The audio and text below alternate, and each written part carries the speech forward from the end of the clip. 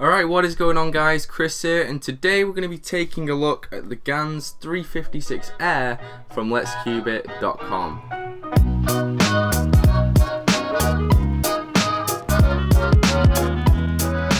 So I recently got the Gans 356S Master Edition. I got it a few days ago, and the thing that I really love about this cube is that it's not too fast, it's very controllable, very sturdy, and it feels very high quality in my hands. So I'm super hyped to actually get a look at the Gans 356 Air. The owner of letscubeit.com sent me one of these so I could test it out on my channel, and it just looks awesome already, so let's just get it open. So it comes in the plastic kind of 2x2 square box. If you get 8 of these, you can actually put them all into one 2x2, which is great. We actually have a pamphlet here, and it turns out each different model of Gans 3x3 comes with a different pamphlet.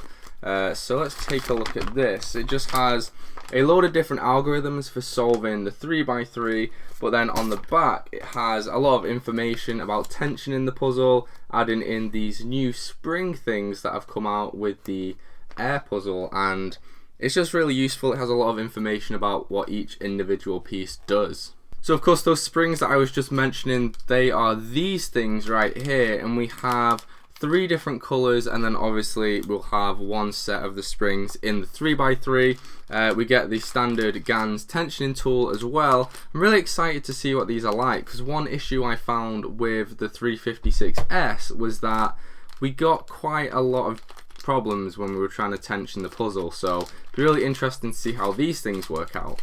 Then finally we have the actual 3x3 itself. Now I've been sent the white version, which I think is actually probably a little bit more appropriate for a puzzle that's called the Air. So let's take a look at this guy, and okay, a lot of people on YouTube have been saying that this is a very light 3x3, and I would definitely agree with that.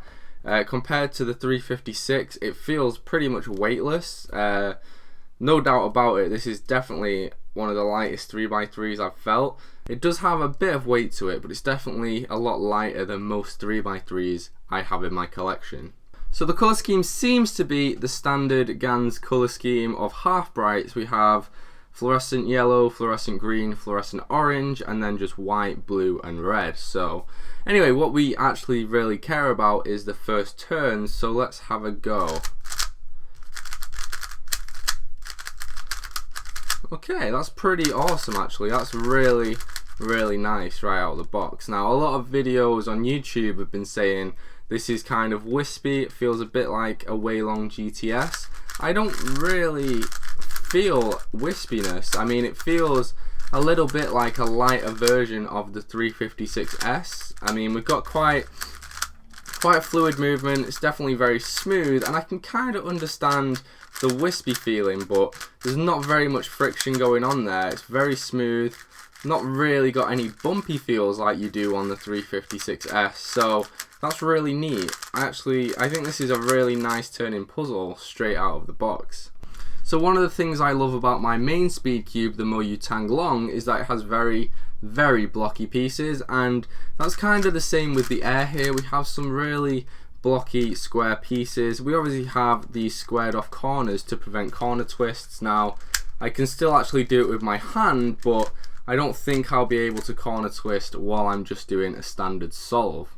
I'm going to be honest, I'm not a fan of the squared off corners anyway. I don't think it looks particularly nice, but I guess if it prevents a kind of defect from happening, I guess it's alright to have it. So this cube feels a little bit tight at the moment, but corner cutting we can do quite a substantial 45 degrees. It takes a little bit of force, obviously, because the cube is quite tight.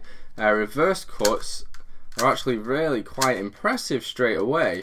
We can do just under a full cubie, which is really impressive considering the tensions. I don't really use corner cutting that much when I solve, but it's nice to know that I do have a bit of a fail safe if I do mess up on an algorithm or something.